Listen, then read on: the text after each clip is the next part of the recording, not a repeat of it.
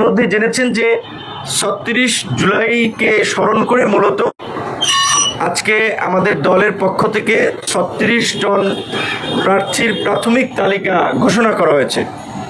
পর্যায়ক্রমে ৩০০ তালিকায় ঘোষণা করা হবে এবং একেবারে তফসিল ঘোষণার আগ পর্যন্ত এই সমস্ত তালিকা এবং প্রার্থী রদবদল হওয়ার যথেষ্ট সুযোগ এবং সম্ভাবনা আছে।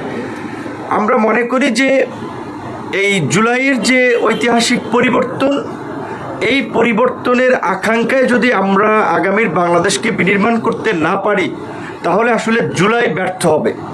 আর জুলাই ব্যর্থ হলে সামনে আবার আরও জুলাই ঘটবে।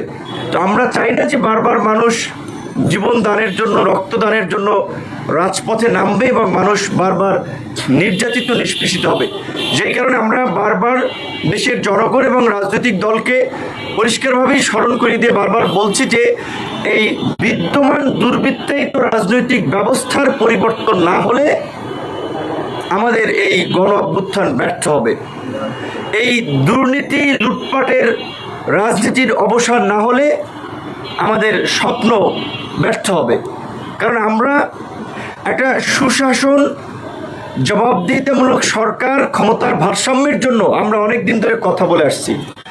যেই কারণে আমরা বলছিলাম যে এই যে আমরা একটা গোটা রাষ্ট্র ব্যবস্থার পরিবর্তনের আমরা সুযোগ পেয়েছি, আমরা রাষ্ট্র পুনর্গঠন করতে চাই।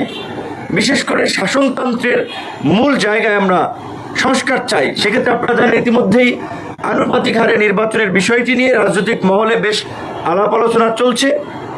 অধিকাংশ দল এই আলোচনায় একমত হয়েছে যে অন্তত পুরো নির্বাচনে প্রপোর্শনেট সিস্টেম এইবার চালু করা না গেলেও অন্তত যেহেতু দ্বিকক্ষ বিশিষ্ট সংসদের বিধান এবং আলোচনা আছে, অন্তত যেন উচ্চ কক্ষে আমরা এই প্রপোর্শনেট সিস্টেম বা পিয়ার পদ্ধতি চালু করতে পারি।